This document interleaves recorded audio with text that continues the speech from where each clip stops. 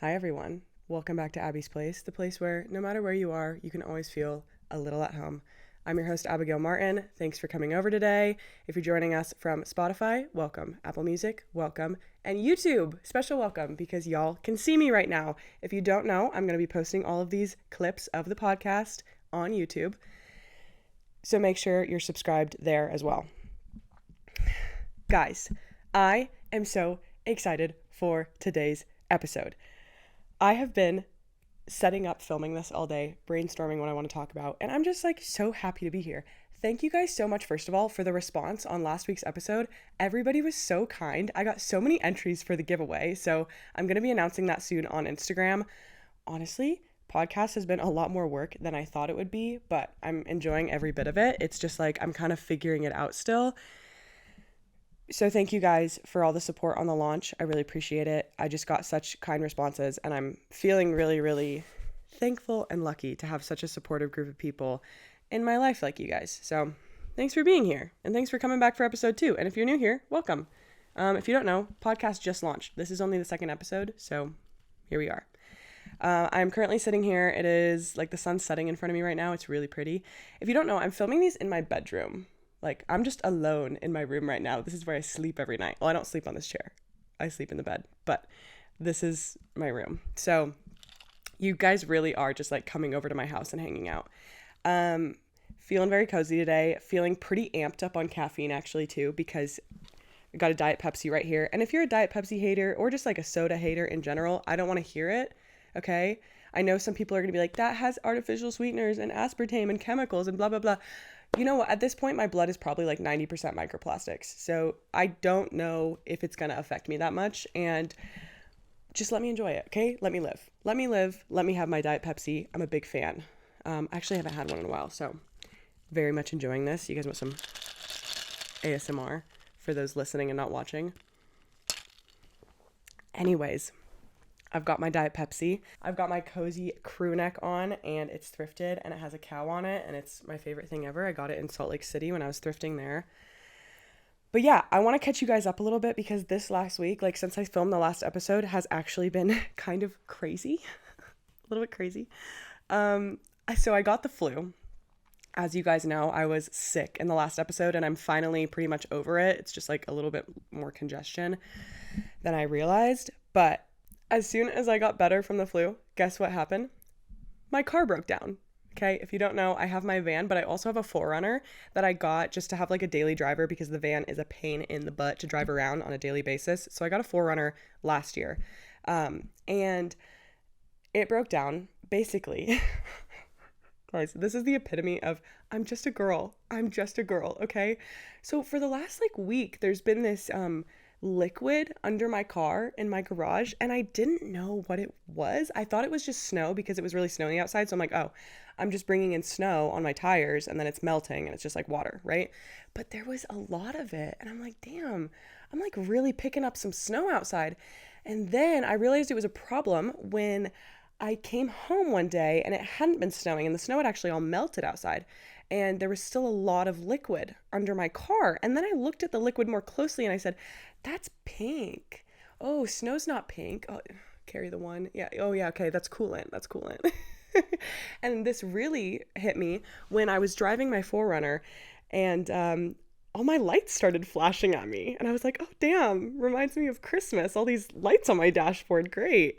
Yeah, no, my traction control light came on, my check engine light came on, and my all-terrain light came on all at once. And I said, oh, ooh, and then my heater stopped working. And so all these things just happened, and I'm driving my friend home from the hospital, and I'm just like, all right, I gotta go, I guess. Sorry, I'm gonna dip real quick and go to the fucking auto parts store. So anyway, it's a Saturday. No mechanic shops are open. I'm on hold with Toyota. They're not answering me.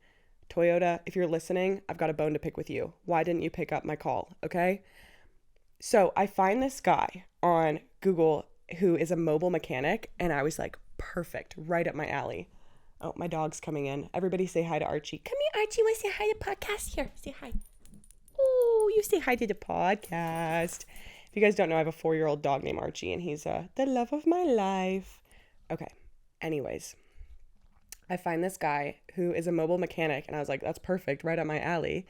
So I call him and I'm like, hey, my coolant all just fell out of my Forerunner and all these lights came on my dash. What do I do? Can you like fix it for me? I'm just a girl. And he said, I can be there in 3 hours. And I said, perfect. So he comes over, he immediately gets to work. He comes over to my house, gets to work, diagnosing the problem. He says, you have a cracked radiator. Luckily, I don't see a blown head gasket. So we're chilling, but your radiator does need to be replaced. And he said he found leak stop in it, which means the previous owners of this car knew the radiator was leaking and just decided to fill it with leak stop, which is a temporary fix. And I didn't know that when I got the car, right? So my radiator cracked. And so my Forerunner was not drivable. Homegirl was broken. Okay. I was like, we need to give you the week to rest. I just had the flu. Now you're broken. This is a week of rest. And I said, you know what? I haven't driven my van in a while. Thank goodness I have another car. Like, I feel really lucky, and I'm not stressing about this at all. Like, all good. Well, I get in my van to start it to go to my guitar teacher's house to pick up some chicken soup. I know. Okay. Weird. Don't ask questions. But I go to his house to pick up some chicken soup. I get in my van. Van won't start. So I get in my van. Van won't start. Oh, okay. So Forerunner's broken. What's wrong with my van now? I just had so much work done on it. Anyways, I'm rambling on, but van had a dead battery. I ended up getting it to start, and I think the diesel had gelled up a little bit, so it took a few tries. But I got it to start, drove to my guitar teacher's house, got my chicken soup from him. What an angel. Went back home, ate my chicken soup, feeling good. The next day, I get in my car. My van won't start again. This time, it won't even turn over. It won't even try to start. She's gone. Okay? Deceased. Comatose. The rigor mortis has set in. She is dead. DEAD. So I'm like, okay, cool. So none of my cars are working. So my Forerunner is going to cost a bunch of money to fix, and then now my van, which is a Sprinter van, is going to cost a bunch of money to fix. Okay, cool. Yeah, so fun. But I was like, whatever, I'll just get rides for my friends, and my friends are like, I have a friend that lives 3 minutes away, and he's been super helpful, and like all my friends live super close, so it honestly hasn't been that much of an imposition. It was just like kind of silly. When it rains, it pours. Flew, Forerunner broke, van broke. Ended up jump starting the van, and I think I just need to get a new battery because I think she's toast. Because I didn't start it for 3 months. I didn't start my van for like 3 months over the winter. And then I got back in it and said, this should work perfectly. It's a car. And I didn't know that you're supposed to start your car when it's cold out probably once a week, if not more. And I didn't do it at all. So that's what's been going on in my life. Another thing that's been going on is I've made so many friends recently. Okay, can I tell you guys a secret? Since moving to Bend, I have wanted to leave. Since getting here in last September, I've wanted to leave. And that's a me thing. It's not Bend. Like, Bend is an amazing place. I have been really enjoying it. But it's been really hard for me to be stationary, even though I was craving stability when I moved here. And I'm going to get into that more in the episode. But when I got to Bend, I was just like, fuck this, I want to go. And in the last month, I kind of asked the universe, or whatever you want to call it, God, if that's what you want to call it, like, I don't really put a label on it, but asked this existential person out there, give me a sign to stay. If I'm meant to be here, if this is the place for me, give me a reason to stay, give me somewhere, give me something to hold on to here. And in the last 2 weeks, I have met, I kid you not, the kindest people I have ever met in my entire life. The most supportive, most beautiful group of people. And that's exactly what I've been craving since I moved here. And so it's just funny how that works. I just feel really, really tender and wholesome lately, and that feels really good. So we've been going to a lot of open mic nights. There's a bunch of them that happen. I'm actually going to one after this podcast that I haven't been to before, and just going and listening to all these people play music and having some laughs with friends. I've been playing in the open mic nights just for fun. It's such a good way to just get out of your comfort zone, do something new, and just hang out with really cool people who are creative. I think there's such a cool energy around people who purely just want to create. Like they just want to build something. And when you're hanging out with these people, I've noticed so much that the conversations just revolve around positivity and creation and beauty and like just this energy that is so rare to find. And when you get a group of people together that are like that, oh my God, it's the coolest thing ever. Because I feel like I've been in so many friend groups where you're in them and the conversation just revolves around talking negatively about other people or all the things going wrong in your life and like just all this shit happening and blah blah blah. And like it's good to talk about, but I think I'm learning too, like not every conversation has to be a therapy sesh, you know? Like I don't have to spill my guts to every person I meet in order to find value in that conversation and that interaction. And so I've just been finding a lot of value recently in these creative people, and it's been really fun to be around, and I feel just very blessed. So thankful for my friends that I've met recently and the open mic nights because those have been super fun. And then so many birthday parties. My friend Libby's birthday party was last weekend and we all wore wigs and went out of town.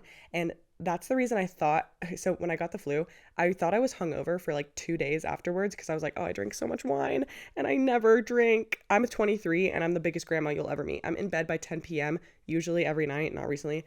And I don't drink. I like garden sometimes, if you know what I mean, but I'm not a partier and I really never have been. It's never been my thing. So I ended up partying at this birthday party for Libby 2 days in a row and drank Lord knows how much wine. Oh my goodness gracious. I drank so much wine. And because if I'm going out and drinking, I'm getting wine drunk, okay? If you don't know, wine drunk is the best drunk you can get, hands down, and I will die on that hill.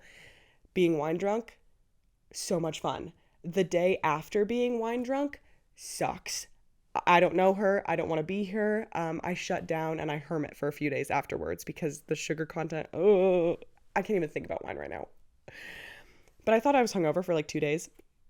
I probably was. And I also had the flu. So that's how my week has been. But it's finally warm in Bend and I just want to lay by the river.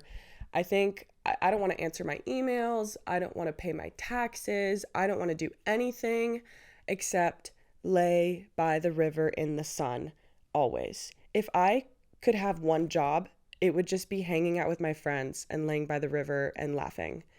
And that's all I want to do. I'm just a girl. That's yeah. So priorities for the rest of this year, once it gets warm in Bend, are eating so much fruit. Like a fresh strawberry by the river would hit so hard right now.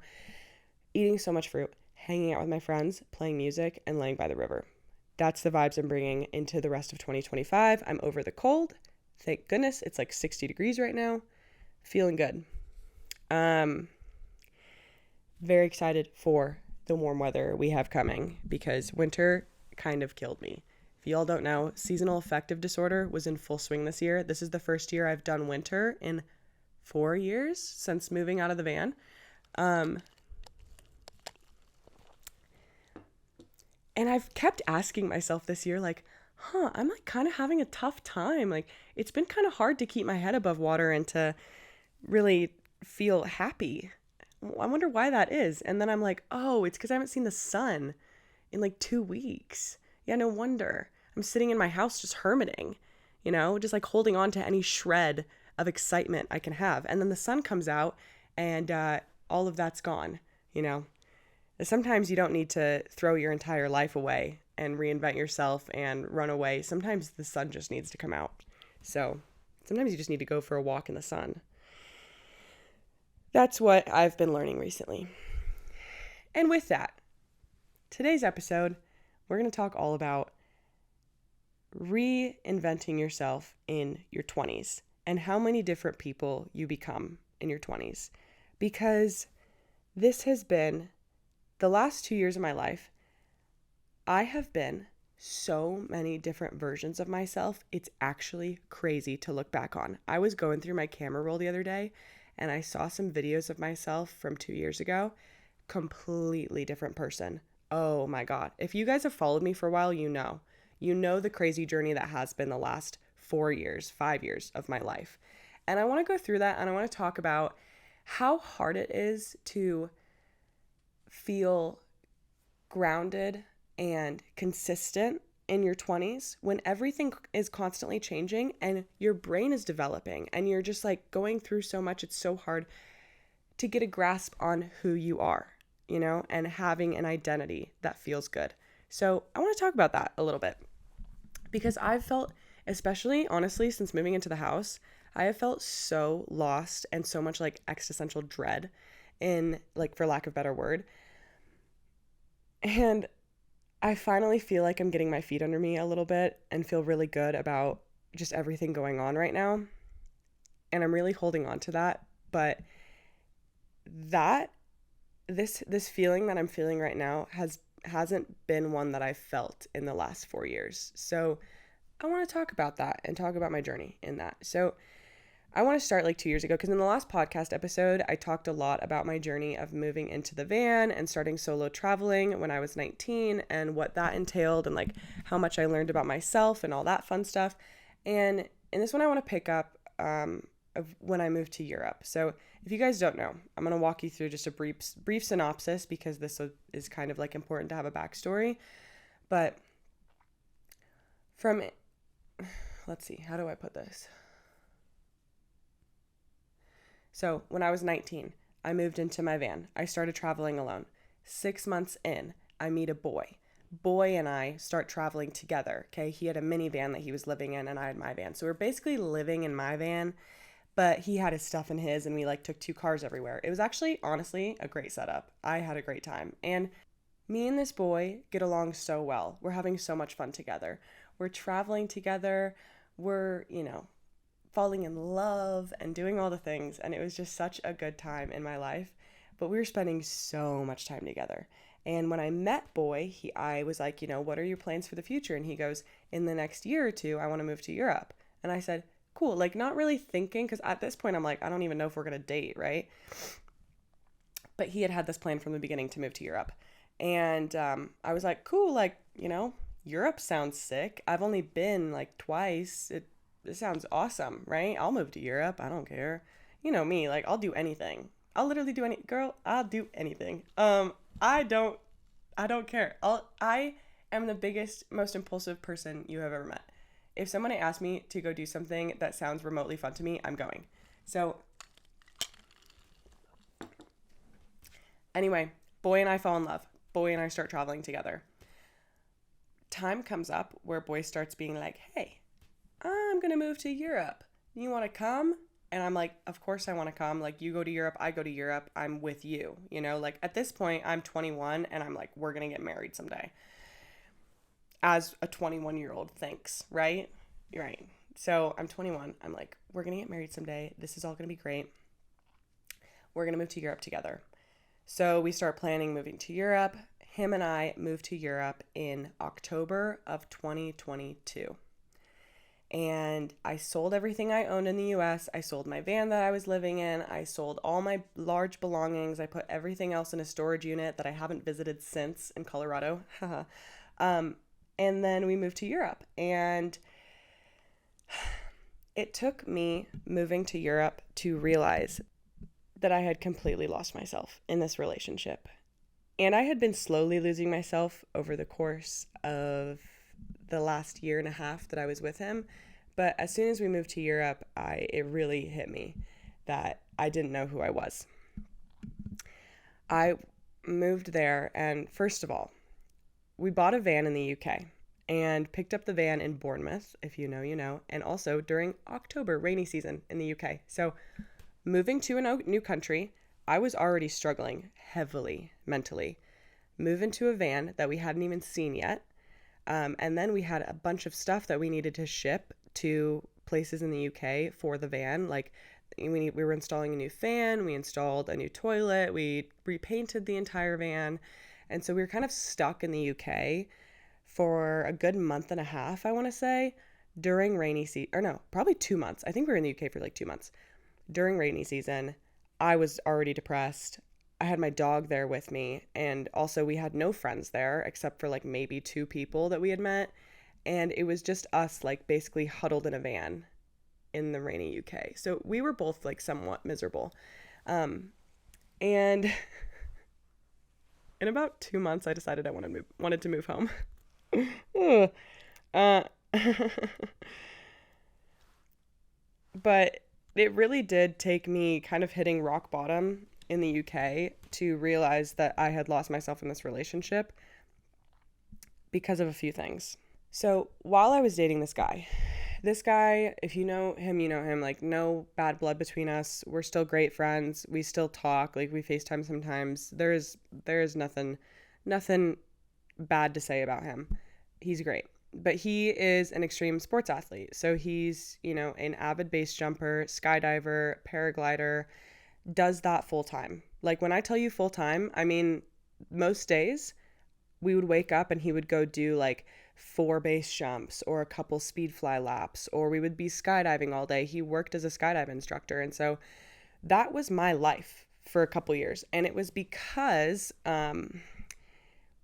I had no identity that was stronger than his at the time. I didn't have anything that I like really identified myself with at the time that surpassed his identity. He had built his identity so strongly, and I think that's why I was like really attracted to him in the first place, was because I saw him and I was like, this guy has a passion. This guy has an identity. Like, let me latch on to that. I want some of that. I want an identity. And also, who doesn't want to skydive and base jump and do all these fun things? Like, yeah, sign me up, okay? But there's a balance that comes with that. I think it's totally fine to get into like what your partner is getting into, but you gotta maintain your own life as well. And I didn't know how to do that because when we got into this relationship, I was 19. I had no idea how to manage that. And I became extremely codependent. All of a sudden, I was a skydive instructor. Like a year after starting dating this guy, I was skydiving every day. I have like probably 350 skydives at this point, which honestly is not a lot in the world of skydiving, but in a span of a couple years, that's a lot of skydives, right? That's like an average of, one every other day. It was a lot. So I became a skydive instructor for a short while. I started base jumping, I started paragliding, I started speed flying. I was doing all of these extreme sports, and also like started, climbing more, and then doing these,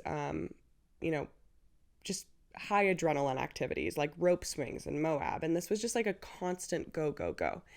And I wasn't, again, I didn't feel like I had enough of my own identity to ever express what I wanted to do. And he would ask me, like, this wasn't his fault. He would ask me, like, hey, what do you want to do? What should we do, like, that would make Abby happy? And I genuinely didn't know. I kind of was just like, well, whatever would make you happy would make me happy. And so we just ended up doing whatever he wanted to do. And to no fault of his, but I was not me. That wasn't me. It was a part of me that came out. Like, he brought out these parts of me that I really loved. This like go-getter and this kind of force of nature girl who just wanted to like go do these like really fun things. And that part of me I still love, and I love when it comes out, but that's not all of me. So all of a sudden, I take a look at myself when I moved to the UK, and I had been doing all of these extreme sports activities for a while, and then life got a little quiet because we're in the UK and you can't really do much when it's raining and you're in a van in Bournemouth, the UK. Not much to do. We're trying so hard to just like be happy, and it was tough, okay? We're going to cat cafes, we're going to cute coffee shops, but honestly, both of us pretty damn depressed. And it made me take a good look at myself and realize that I had lost all sense of who I was apart from how I identified myself with him. When I looked at just Abby, like just me, I had no idea what I enjoyed anymore. I didn't know how to identify myself. I didn't know what I liked. I didn't know what I wanted to do. I couldn't even go to the grocery store alone because it would give me so much anxiety because I hadn't made a decision alone in so long. We lived in a van together. We lived in 60 square feet together, okay? I had not had to think on my own in so long. So we moved to the UK, and I just shut down, and I'm like, I don't know who I am anymore. And it gave me this insane identity crisis of, if I stay the person I am right now, who am I going to be in 5 years? Am I going to like who I am? Am I going to like who I'm becoming? And when I really sat with that and asked myself that, I said no. I said either I'm going to continue all of these air sports and maybe die. That's like a big possibility when it comes to air sports. So many of my friends have died. And that's a whole other thing. But you see death in such a casual way when you're in these sports. And I didn't like that. I didn't like that your friend dies and you're just kind of like, oh, so-and-so died. Bummer. It's so casual. It happens once a week. It's weird. It's weird. It feels really weird to have death be so casual in that sense. And I knew that if I stayed in it, like there was a possibility that that would happen to me. Because shit happens. So anyway, I also realized that if I stayed on this track, the person I was becoming was not going to be one that I was proud of and was not going to be one that I like really wanted to be. And that wasn't genuine to me, because I had made up in my head I had made up in my head this ideal version of myself that was comprised of all these aspects that I loved about my partner at the time. And I thought that if I became that I would like myself more. And in reality, I just became a lesser version of him, if that makes sense, And I wasn't Abby anymore. I was his girlfriend. Like whenever we would go places, he'd get recognized because we would go places that people knew him, like drop zones, skydive drop zones, base jumping popular locations and all that. And people would literally come up to me and be like, oh, you're so-and-so's girlfriend. And I'd be like, yeah. And it was fine at first, but then I realized, like, I don't know if a lot of these people actually know my name. Like, my identity was his girlfriend. And I hated that. Y'all, I'm a hyper independent girl. I love my independence. I love being me. I love standing out. I'm a Leo. I love to, like, be seen as me. And it got so insanely frustrating going to these places and people were just like, oh, you're so-and-so's girlfriend. Instead of, oh, you're Abby. Nice to meet you, And it was exhausting. So I'm in Europe, I'm miserable, and I'm sitting there and I'm like, hey boyfriend, I am not doing well mentally. I don't know how to handle myself. I don't know what to do to fix this. And he was very supportive and he was like, well, let's figure it out. Like, let's, see what would help you. So we land on the decision that I was going to move back home. I was going to go back to the US and I was going to start my life over from scratch. We were going to stay together. Our relationship was relatively healthy. Like nothing bad I could really say about it other than the mental struggles that I was going through by myself. And he was a really supportive partner. And I'm so thankful for that because I don't know if I could have gotten through that without having a supportive partner like that, like he just moved to Europe with his girlfriend and then his girlfriend says she's miserable and wants to leave. How do you take that? And luckily he took it extremely well because he knew it wasn't about him. He knew it was about me. Oh my God, so good. So we decide I'm going to buy another van in the US. Luckily, I had saved up some money from selling my last van. So I was going to buy another van in the US. And then I was going to move home and build it out. And it just felt like a good restart and a good rebuild of my foundation that I had really lost in this relationship. So I found a van on Facebook Marketplace. Like always, if you don't know, all of my cars I've ever owned have been off Facebook Marketplace. I love a deal. I love a deal and I love a used car, okay? My first van, Facebook Marketplace. The van we bought in the UK, Facebook Marketplace. My new van that I have here, my Sprinter, Facebook Marketplace. Used Amazon van. My 4Runner, Facebook Marketplace, okay? I am, at night, you guys might be scrolling TikTok at night. I'm scrolling Facebook Marketplace. I'm looking for a deal, okay? So I find this van and it's a used Amazon van. It has nothing in it. Not only does it have nothing in it, but it has like cargo stuff in it. So it's going to be a complete demolition and then rebuild of this van. And I said, add to cart. I said, I'm going to do that. Okay. It felt good to have a goal to work for that was solely about me. This was the first thing I had genuinely done for myself in years. And I was so excited. Oh my God, I was so excited. It literally just like lit this fire under me. But then it came time to move back and I was terrified because I felt like not only was I leaving my boyfriend in Europe, but I was leaving this like identity that I had latched onto for so long. And I was going into something that was completely unknown, and I was terrified. And I had not a lot of support system back home. Like, my parents were going through a rough time.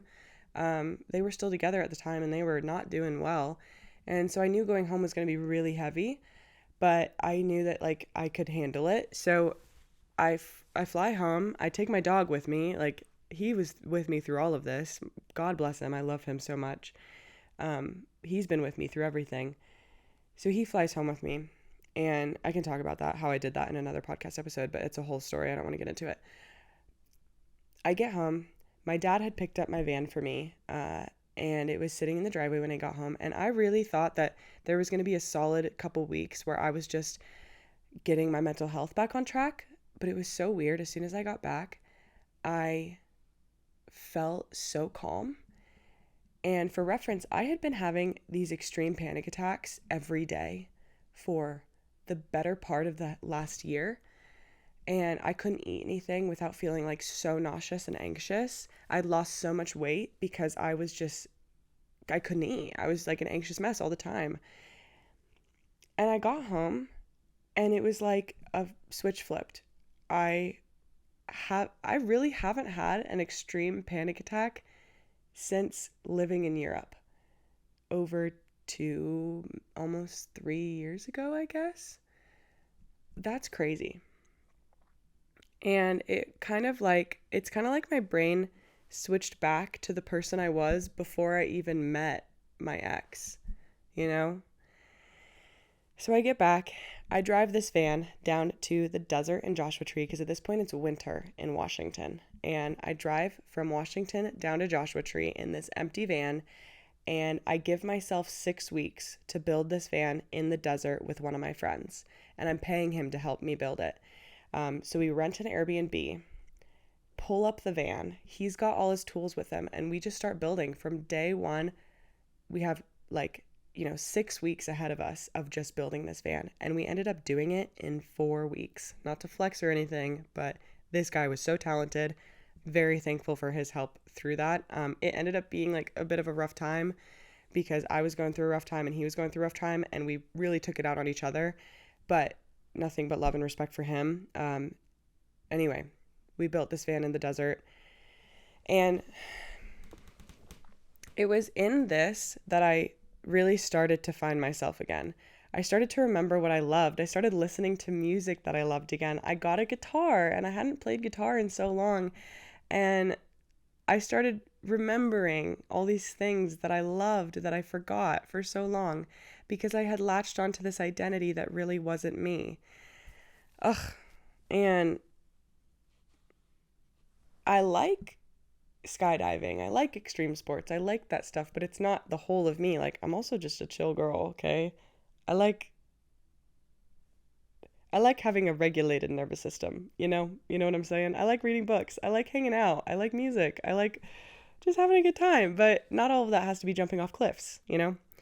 I started getting active again, and for the last couple of years, I really hadn't been able to be like super active because I was so underweight. So my body just I would walk up a flight of stairs and be exhausted because I just hadn't been able to eat because of my anxiety. So I just started getting my feet back under me and started building back up like who I was at my core. And I think that in this, I was reminded there's a lot of this emphasis on discovering yourself, like finding yourself in your 20s, finding out who you are. And it almost sounds, when you're talking about it, it sounds like you're searching for something, like you have to go on the hunt for it, and maybe it's something you'll pick up a rock and you'll find it under, you know, it's something that all of a sudden it'll hit you and you'll discover, oh, this is me. And that's just not the case. Oh my gosh, what I've learned so much recently is you are who you've always been.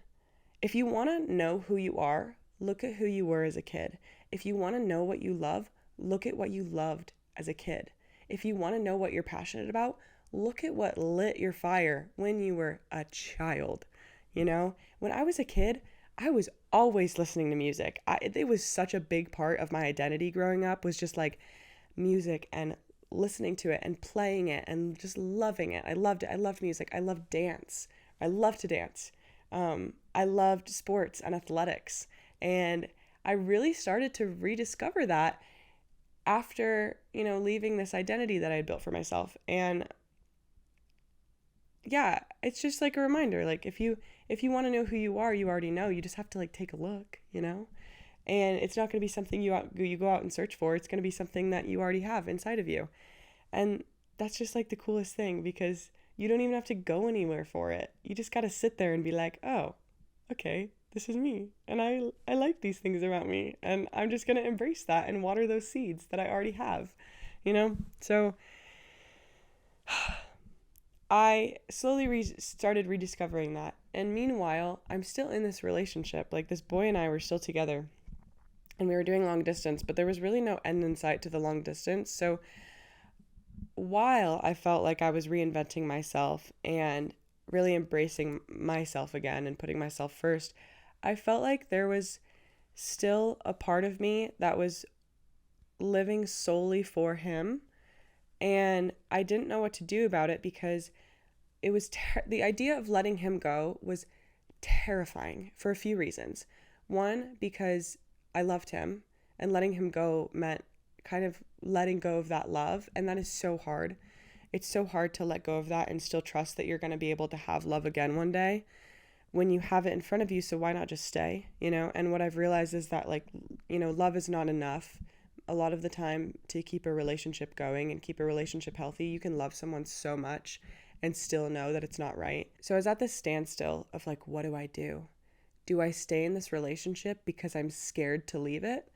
Or do I do the scary thing and go into the unknown because that's what feels right? And because practically there was no way this relationship was going to work. He wanted to stay in Europe full time, and I didn't want to move back to Europe. And visiting each other just wasn't going to cut it. And also the time zone, like, dating someone long distance is one thing. Dating someone long distance in another country with an 8-hour time difference sucks. Okay? Don't recommend. So I was terrified. And also letting go of him kind of meant letting go of this girl that I left in Europe. And it was so sad. Like, I love that girl. I love her so much. She's like such a big part of me. And I felt like letting go of that relationship was just kind of like, bye-bye, Abby. And in reality, it's not. Like, I still have her inside of me 100%, but it was a big shift. Like, it was a huge shift in my life to release that identity, But I knew that it was right. So flash forward 8 months after moving back from Europe, I was living in my van, and I was actually here in Bend, Oregon. And I made the decision that I wanted to end things with him. And I knew that it was going to be the most loving decision for him too, because he wasn't happy in the relationship. No, he wasn't happy, but he's a stubborn motherfucker. He would stay in that relationship just because he does not give up on anything. He won't. And much respect for him, but sometimes you got to let go. Sometimes the most loving thing you can do for someone is to let them go. And that sounds so cliche, but it is. And so we hopped on a phone call. And it was kind of funny. It was like we scheduled this kind of like breakup meeting, because I called him. I tried to FaceTime him and be like, hey, can we talk? Like, I really need to talk to you about this. And his friend had just gotten hurt in an accident. And he was like, hey, I do not have the mental space to talk about this right now. Can we meet like next Thursday at 9 a.m.? And I'm like, yeah, cool. Add it to my calendar. Cool. Yeah. Like, send me the Zoom invite, Oh, that was tough. So we meet up that Thursday at 9 a.m. Pacific Standard Time, and I'm in my van, and we knew what's coming, and we just kind of get on the phone and we're like, hey, so what are we doing? What's going on? What are your thoughts? And I was like, I think I want to end this.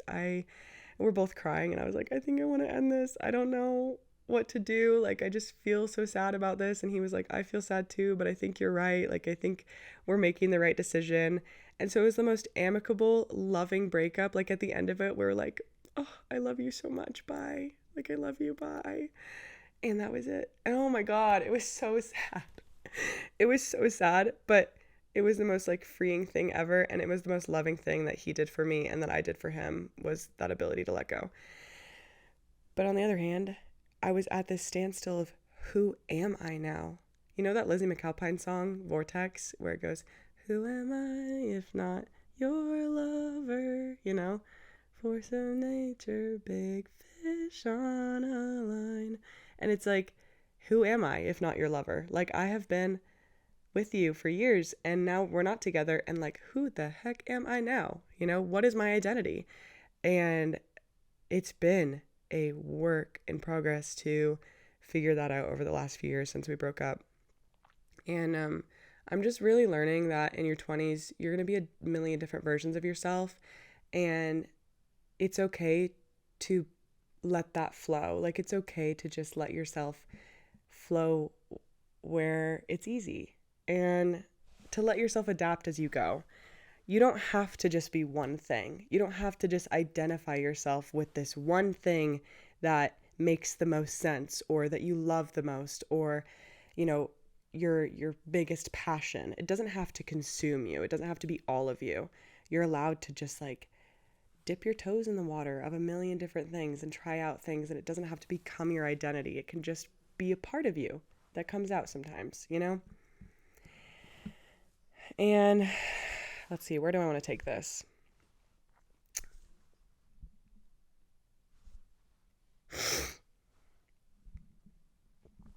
So, in the search for this, I quickly became the most lost I've ever been. And I didn't know who I was apart from like the small things about me that I liked, you know, like being outside and nature and my dog and my friends and all this. And but apart from that, I was like, who the heck is Abby Martin, you know? Um, and on top of this, I'm still living in a van full time. So, you ever tried to have an identity crisis while also living in a metal box? I don't recommend it. It was not very fun. It was a lot of self-discovery and it was a lot of like hard times, but it worked out in the end. So anyways, I'm living in a van. I'm single. I'm like rediscovering who I am. I'm trying out different things. I'm moving around. And about a year later, after we broke up, I decided to go back to Europe to kind of revisit him and revisit my old self. And I thought that I just kind of missed him, but I realized I definitely missed this version of me that I was back then. So I went back to Europe, and it was like the most bittersweet thing ever. I hadn't seen him since before we had broken up. So we meet up, and it was so weird. It was so hard to just be around him in this like friendship sense. And I don't want to really go too much into it, but I ended up like really being able to get a lot of closure on that. And he was able to get a lot of closure on that, I think. And we talked about everything and we fought and we cried and did all this stuff. And I was able to look at this version of myself and say, I love you. Like, thank you for being with me through that time. And I'm okay with moving forward now. Like, I'm okay with setting this version of myself aside and moving forward with who I want to be in the future and letting that identity kind of settle a little bit. And it was just like the sweetest thing. And so I went back to Europe, I visited that, and it felt really good to kind of let that go and move forward. And as soon as I moved back from Europe, I said, I'm done with van life. I'm sick of it. I'm over it. I want my own shower. I want my own toilet. Well, I had a toilet in the van, but I want a toilet with that flushes. Crazy concept. And I moved into a house 2 weeks after getting back from Europe. One thing about me, when I set my mind to something, I'm going to get it done. I moved back from Europe and I said, okay, I'm going to move into a house. Okay, where do I want to live? Bend sounds cool. Okay, I'm going to go drive to Bend. And at first I was going to buy a house. I actually was an escrow for one house. And then I was going to do another house. And then I just decided not to buy. And I'm kind of really thankful I did. So I just decided to rent. But yeah, I signed a lease 2 weeks after getting back from Europe and decided I was moving into a completely empty house that was completely unfurnished. And I was going to start from scratch again. I was going to reinvent myself. And I did. And it was really hard because I had been moving so full speed for the last couple years. And what I'm learning a lot right now, especially recently, is growth while you're in motion is exponential and amazing. But the growth that you can have while sitting still is insane.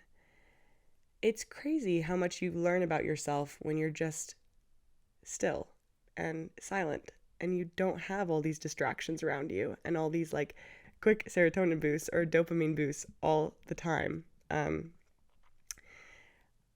it was hard for a while because I had to sit there and all these things that I had been avoiding thinking about and doing for years started to come to the surface. And dude, I was so scared. I mean, it's terrifying. It's so weird just like sitting there and being like, oh, remember this? Remember this old childhood wound that came up? Oh, remember how much you struggle with anxious attachment? That's going to come out full force now because you're alone and because you're living alone and because you're just sitting still and you can't run from it anymore. And it's been hard to deal with, but I've been growing from it, and I've been doing a lot of meditation and a lot of yoga and a lot of hanging out with my friends. And I literally, guys, I've grown so much in the van, right? Like through being a nomad and all this. I've grown so much in the last 6 months of being still. And I'm so proud of that. I'm really, really, really proud of doing that. And another thing I'm learning is like, it's been so hard to move out of the van for also the reason that when I was in the van, that was my identity. Like if you know me as the girl that lived in a van. Like that's what I became known for on social media, and I was praised for it in so many ways. Like, ooh, good job, solo female van life, like all this stuff. So that's what I thought was the most likable version of me. So literally I moved into the house and I hated myself. Like I did not like who I was when I moved into the house because I wasn't in a van anymore and because I thought people wouldn't like me. And so I felt I felt really insecure and a lot of shame and a lot of fear moving here, which sounds so weird that like I would feel more scared of living in a house than I did in a van, but it's because I had latched onto that as my identity for so long. And so I sat with that discomfort. And another thing is like sitting with the discomfort instead of running away from it is so much growth. Just sitting with things and letting yourself feel them and letting them affect you in ways that maybe they haven't in a long time because maybe you've been running from it. And by you, I'm talking about me. Yeah, that'll make you think about some stuff. That'll make you grow. And I had also identified myself with like this legacy that I had built, right? Of being like a fucking social media influencer, which I don't want to like discredit that because it is something I've worked for and something I am proud of. But also it is very self-serving. I don't feel like I'm doing a big thing there, right? I don't feel like I'm building like this crazy legacy. But I had built that up as my identity of like, that's my legacy, right? And so moving into the house, I was like, well, how do I continue this? Like people are only going to want me for my van. And turns out that's not why people watch me. I just made that up in my head. So, and I also realized that like, sometimes you don't need a huge legacy. Having work that you're passionate about, yes, is great, but you don't need a huge legacy to make yourself worthy. Like you're worthy regardless. You're worthy because of the way you treat people and because the way you treat yourself. And if you're kind to others and you're contributing something to the world, that's what your worth is dependent. I mean, you're worthy regardless. You're worthy if you're literally just like laying in your bed doing nothing. You're like your worth is completely determined by your own perception of yourself, not by others. And since, kind of sitting with stuff and letting myself relax and letting myself not be so fight or flight all the time, I've become a better friend and I've become kinder and softer and I've become more me than I've been in so long. There's a lot you can do while you're in motion, but there's a lot you can do while you're just in silence as well. I feel like I have also just a lot more to give, and a lot of these parts of me are coming out again that I haven't seen in a long time. Like I'm really loving surrounding myself with music recently and being around friends who love music, and that's something that I've always loved, and it's just been really fun to be around. And I've started doing my own thing with it. And that's been really fun. And then the podcast, I love, Lord knows I can talk. So this was just a really fun endeavor, and I'm really happy you guys are here. It's just been, we have a good time here, right? Um, I've also loved art a lot recently. I've been painting a lot and creating stuff. Just like creating in general has been so fun. And I've made so many beautiful, wonderful friends and so many connections. And I just feel really like I'm able to breathe for the first time in a while. And I don't know what is coming next. I really have not a lot of plans coming up for the future, except for just these small things that I'm working on. But I have no like big agenda of like what I want to do. And I'm learning that that's okay. It's okay to not have everything completely figured out and dialed in. Like, it's okay to just let it flow. And I don't have to know everything that's going to happen. I don't have to know who I'm going to be in the next year. God, if you would have asked me, that girl who was living in Europe, if you would have told me she was going to move back, move into a van, break up with her boyfriend, keep traveling alone, go back to Europe, see that ex-boyfriend, move back home, and then move into a house in 2 weeks, I would have been like, what? And if you would have told me that I would be the version of myself that I am right now, I would have cried. I would have been so excited to just get there, right? And so I think back to that girl, and then I think about the girl that I'm becoming, and like me 2 years down the road, that girl's gonna be unstoppable. I'm so excited to meet her. Like, that's so cool. And it's just because I'm taking these little steps to make myself a version of myself that I'm really proud of.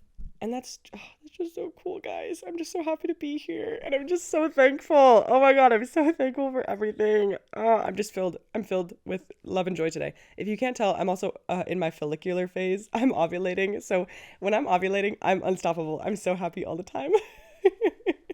I'm just like, oh my God, life is amazing. And also, I love my friends and I love everybody, and I'm so happy. And everything that's happening to me is happening for good reasons. Flash forward to my luteal phase. That episode's going to be depressing. Good luck. uh, so I'm taking it day by day. I'm letting myself not determine my identity by one thing. I'm just letting myself be whoever I want to be right now. And that's enough. Like, that is enough for me right now. I'm just so happy about it. And it's taken a lot of trial and error. I don't want you guys to think that I've just like decided who I'm going to be and that like that's, that's what's going on. It's, oh God, it's taken me so long to get here. And I still have so far to go. Guys, I'm 23. Okay? I don't want to sit up here on my soapbox and be like, I know everything. Listen to me. Listen to what I have to say. I'm 23. I'm still figuring this out. There's a lot of days where I'm just sitting on my couch like, what the heck am I doing? What the freak? What? Guys, what's going on? I don't know who I am. And that takes up a lot of my life. But you know what? There's also days where I feel like, okay, Abby, you're doing good. Okay? You're doing good. Keep going, Pat on the back. Good job. So I'm taking it day by day. I'm letting life take me where it will. And for the most part, I'm just doing the things that bring me love and fill me up. And I feel so much love recently. God, love is such a cool thing. I'm single. I'm single and I'm filled with love. Ain't that a thing that I'm learning? You don't need a relationship to fill you with love. Sometimes all you need is just like to smile at a stranger. Oh, I'm so happy doing that. Today, there was this guy walking, not one, but two golden retrievers, and I rolled my window down. I said, your dogs are so cute, and they just made my day. And he said, thank you. And I said, you're welcome. And that made me so happy. So I also met 2 puppies today. That's a blessing. Any puppy that I meet, we're going to get into that in a second. But overall, just really, really happy to be kind of in the groove again, So I hope some of that resonated. Again, I feel like one of my greatest strengths, not to like toot my own horn, but is talking. I'm a very big talker and I love having conversations. And a lot of my friends, like whenever we get to the end of a conversation, sometimes they point out like, Abby, I just feel so good after that. Like, thank you. And that is like the best compliment ever. And I had a friend tell me the other day, he was like, Abby, I hope you know that people just feel so good around you. Like, you make people feel really loved and really special. And that, guys, fuck any compliment about my appearance. That's another episode I want to do is like, anyway. But fuck any compliment about my appearance. Like, yes, those compliments are nice, but getting a compliment on something that, like, on the way you treat people, so cool. And that is like, oh my God, it just warmed my heart. It almost made me cry. I was like, thank you so much. And yeah, I'm just really thankful for friends that point out that stuff about you. And this is also your sign. Like, text your friends and tell them something you love about them that has nothing to do with like their appearance at all. Be like, hey, I love the way you laugh. Like, I love that you're always laughing at everything. I love that no matter who you meet, you always make them feel welcomed and loved. Like, compliment them on something they do, because when you're someone who like really tries to treat people well, getting a little reassurance that it's working is helpful. So shout out my friends for that compliment and that reminder of like, that's where your worth is determined. That's where I like to hold my value. Okay, in that I want to talk about some things that I had this idea the other day. I was hanging out with my friends and I'm like, damn, my friends are all so cute and so cool. And I want to talk about, I made a list of cute things humans do, because why not? And I'm feeling really loving this week. So these are my favorite things that I've observed recently that humans do that I think is really cute. And they do them for the sake of no other reason than they're cute and fun. First thing, saving the best bite of food for last. That is the sweetest thing. It's like we're so excited about the food we're eating, so we want to make like the last bite the most enjoyable. So like you have like a burger and you save like the best part of the burger for the last part, or like you're eating ice cream and you save the part with like the most inclusions in it for last. I think that's so cute. Second, I love that all humans have like a universal dog voice. I love that whenever we meet a dog in public, the dog voice comes out. No matter who you are, no matter how old you are, your gender, whatever, that dog voice is coming out. You're not going up to a dog and saying, oh, hi dog, hi doggy. You're saying, oh, hi puppy, oh my goodness. My dog's head just perked up. Oh my goodness, hi puppy, what you doing? Like that dog voice is coming out. That's so cute. Third, I think it's so cute when humans linger in a hug or give like a little extra squeeze when you're hugging someone, and they like give you that little extra, like, it's just like a little like, I love you, And along with that, when people have like this urge to say I love you, like how cool is that? That we have a feeling of like, I want to tell you how much I am enjoying your presence right now. And the easiest way to do that is to say I love you. And that can be a slippery slope, because I'm someone who likes to say I love you within a week of dating someone, and I know that's a red flag, but it's not because it's not because I actually am in love with them. It's just because like I really love spending time with them. But I have to hold myself back from that, because I know that that's not the right thing to do when you're like starting a new relationship. But the little like soft human in me is like, I love you. I really love you. And I think that's so cute. Oh, when it's snowing outside, like when it hasn't been snowing and it starts snowing, there's always someone around to say, it's snowing. That's adorable. That is so cute. I love humans. Oh my gosh. Like, no matter what, no matter where you are, it's snowing. Okay, that's it for my list of cute things humans do. I just wanted to like talk about that for a second. And then we're going to end the episode with my favorites, my current favorites. If you don't know, this is going to be a thing at the end of every episode. We're going to talk about some things I'm loving recently. First being music, okay? Like I said, been loving a lot of music recently. Today especially, been listening to Still Woozy, specifically their album Love Seat. Whew. Came out last year when I was in Iceland. It literally dropped when I was in Iceland. And there's a song in it called Rid of Me. And it is, if you've traveled at all, you will love this song. Part of the lyrics are, now I'm waking alone, or sleeping my eyes wide open. Yeah, now I'm waking alone again, another strange place I'm in. The street up ahead winding on, now I'm missing two, not one. And the whole song is just really like different than any Still Woozy song I've ever heard. And it is, oh, it's beautiful. And along with that, Shit Don't Change. That's a great song. That's a song to blast with the windows down when it's warm out, 75 degrees with your friends. Shit Don't Change. Hell yeah. Love that song. Another one that's been like good vibes and really like positive and hopeful and groovy is called Back to Oz by Sufjan Stevens and Angelo De Augustine. I hope I'm pronouncing both of those right, but Back to Oz, whew, great song. I'm going to make a playlist on my Spotify. If you don't know, my Spotify is Abigail Helen. I'll have it linked to my Instagram, and I'm going to make a playlist of all the songs I talk about on here so you guys can go listen if you just want to like go to that playlist. And lastly, Kate Bollinger, her song A Couple Things. Very like jazzy, groovy song, and I love her voice in this because it's very like staccato, the way she sings, but it's also very flowy. I saw her live in Santa Cruz a few months ago, and very, very, very talented woman. Love her. And then some random things I've been loving. I haven't been reading a lot recently, so I don't have any books this week for you guys, but random things that I've been loving. Incense sticks, okay? Nag Champa specifically, the best incense ever. It smells so good. I've been burning incense constantly in my house, and I think it just makes it feel so like, it adds this just fullness to the house, to the energy of the house. Like you walk in and it feels full, you know? Maybe it's because you're walking through a smoke cloud, but regardless, I love it.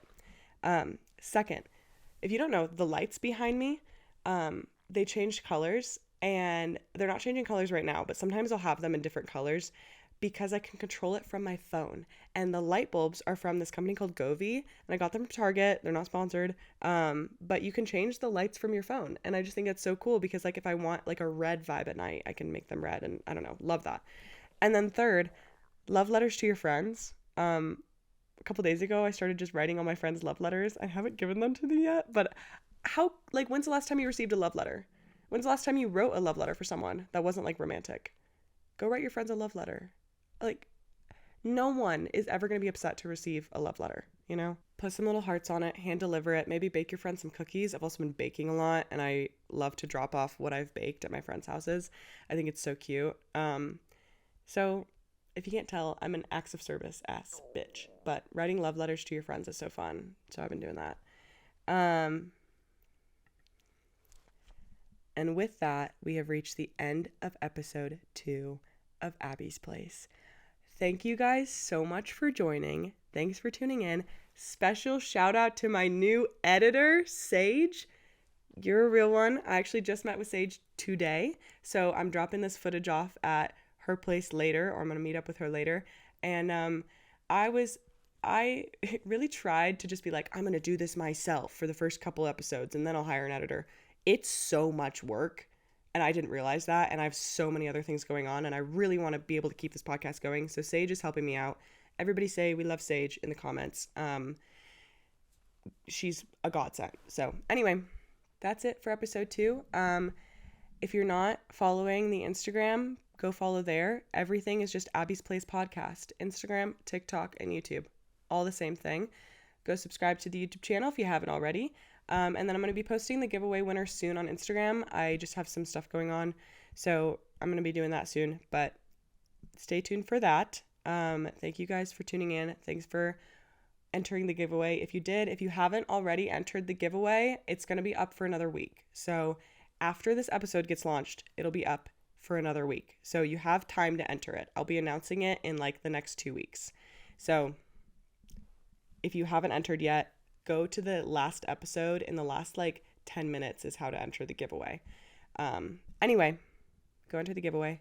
And I think that's all the news I have for you guys. So I will catch you next week on Monday. Until then, bye. Love you. Bye.